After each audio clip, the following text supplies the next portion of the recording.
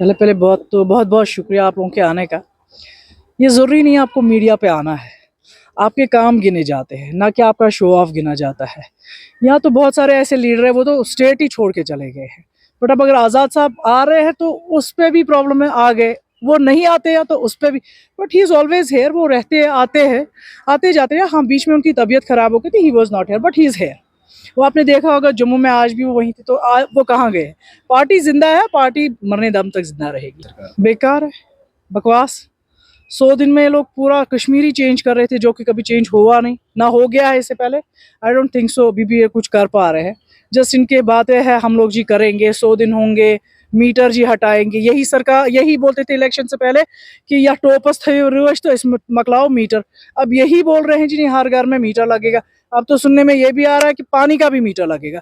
तो ये हमारे को नहीं सरकार दे रही, और क्या चाहिए?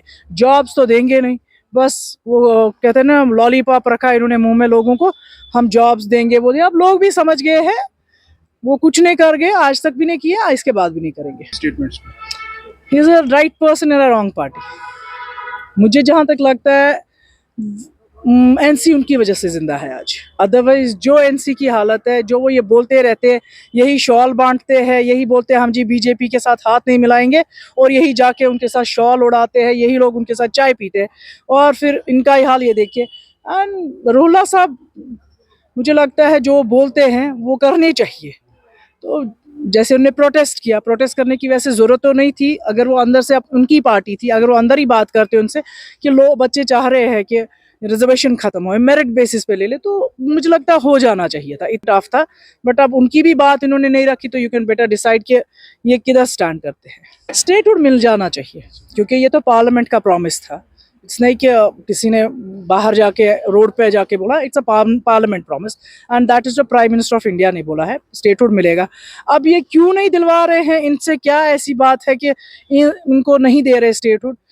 तो मुझे नहीं समझ आ रहा। या तो अंदर से ये बोल रहे कि हाँ जी देंगे देंगे, नहीं देंगे तो ये अभी उसी में चल रहे हैं। तो इस बार तो लोग सीधे समझ गए, जब इन्हें स्टेटहुड नहीं लाया तो आर्टिकल 370 क्या लाएंगे? देखिए, जहाँ तक सिक्योरिटी प्रॉब्लम्स है, there is a lack of security. अगर हालात ठीक होते तो अटैक ही क्यों होते? रिसेंटली आपने 1-2 महीने पहले देखा होगा, लाल चौक में after such a long time एकदम इलेक्शन हो गए, एंड इलेक्शन के इमीडिएट बाद इतने अटैक्स हो गए। अब कुलगाम में हो रहे हैं, अब पता नहीं है कहाँ कहाँ होंगे।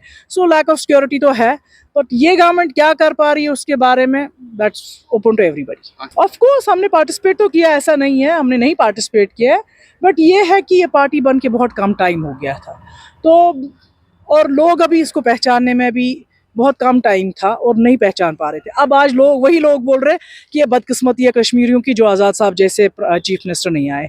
तो एवरीबडी इज़ क्लियर कि क्या हो रहा है और कौन क्या कर रहा है। बाकी इलेक्शन आने वाले, इंशाल्लाह हम सारे सीट से उठेंगे।